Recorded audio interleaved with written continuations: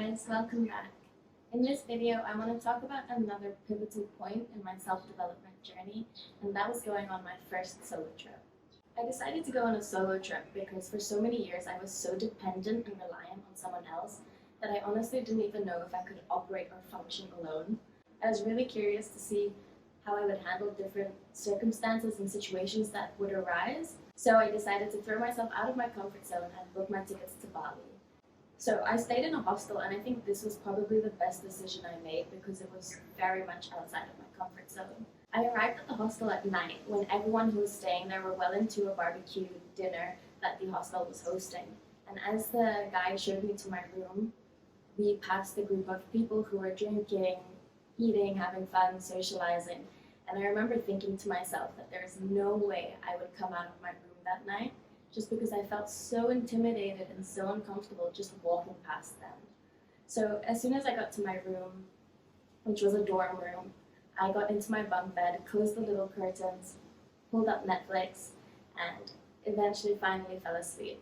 The next morning I was so anxious to get up, so I think I waited for everyone else in the room to get out before venturing out myself. I was thinking of going for breakfast at the hostel, but when I went down and saw that the breakfast table was just a large, long communal table filled with people, I quickly changed my mind. So instead I went to the gym, which was empty, obviously to my delight, and I think I stayed there working out for about 3 hours just because I was so uncomfortable and so intimidated by doing anything else. So I decided to isolate myself and it was just easier to act busy.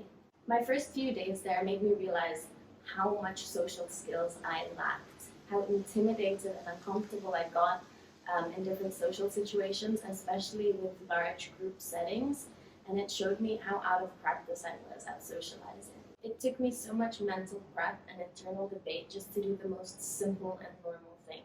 It didn't take me long to adjust though, and after about 3 days I started to become so much more comfortable in both group settings and just by myself wondering about, doing my own thing and exploring. It was really after the first interaction I had with this girl, and that just got my ball rolling. Each interaction after that became so much easier, and it showed me that there was literally nothing to be scared of, and everyone there is really kind, and also everyone is there for the same reason, just to make new friends, meet new people, and just have fun.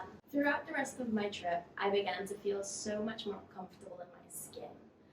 I was in a really good shape, I was happy with the way I looked, I liked looking at myself in the mirror, and there was really just a big shift in my energy and in my feelings for myself. There was so much confidence and self-love, which are both really, really foreign feelings to me.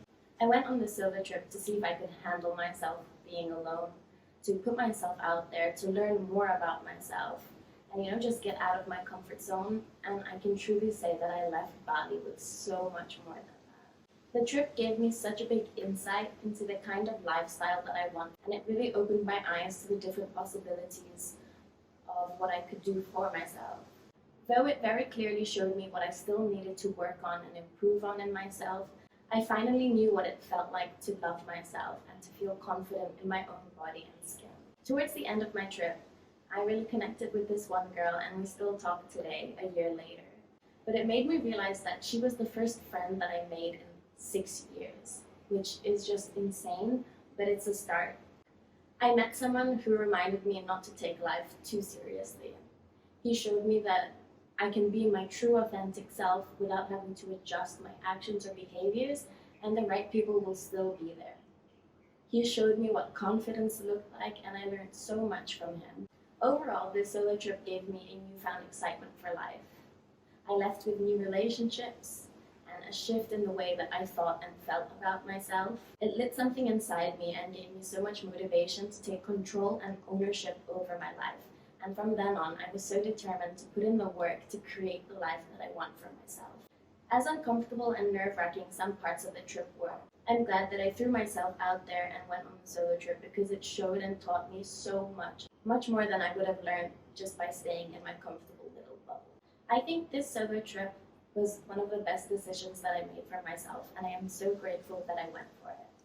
Even though I've already come a long way in my healing journey, I think I'd like to make it a goal to go on a solo trip at least once a year, because I know that each time I do go on one, I'm going to uncover and learn just so much more about myself.